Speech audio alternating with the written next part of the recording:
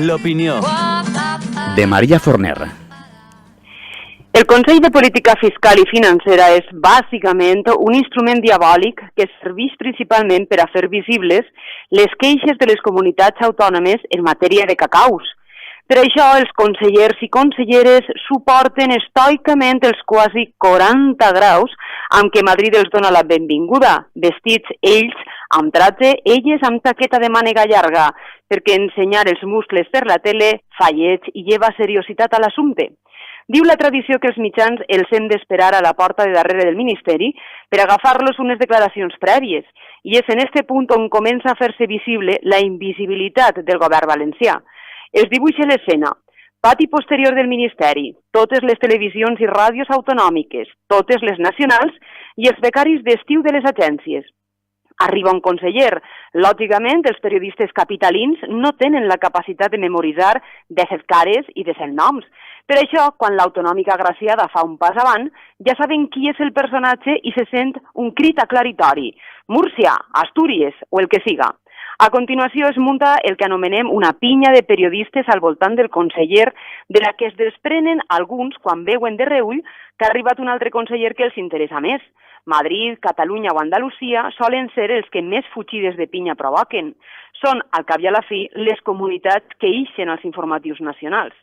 Per això, enmig d'esta batalla mediàtica, resulta penós, trist, quasi diria que patètic, veure l'arribada del conseller valencià.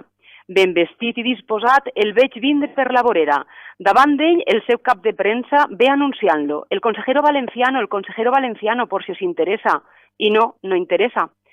Com vaig sentir ahir mateix a un company de ràdio, hasta que venga algún consejero importante, coge al valenciano, però lo gordo és Catalunya i Andalucía. I així les coses, Vicent Soler amolla el seu discurs per a alguna agència despistada i per a Televisió Espanyola, que una cosa és que el graven i altra que emeten les seues declaracions. No hi ha preguntes perquè no hi ha periodistes valencians, no interessa. En acabar la reunió l'escena es repeteix però encara és més violenta.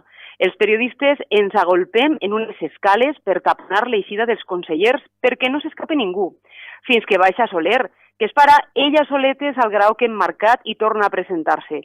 Soy Vicente Soler, Generalidad Valenciana, y per darrere se sent, a este no le hagáis preguntas que detrás está la de Madrid.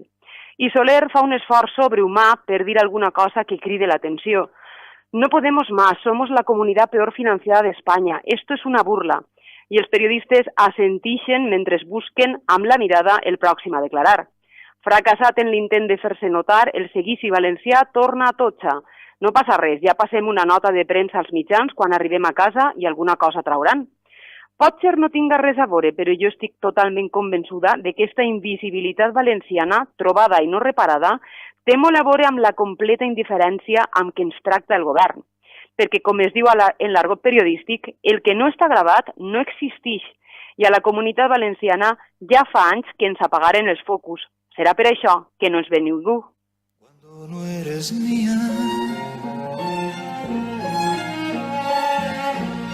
cuando no eres mía, ay, si pudiera ser invisible.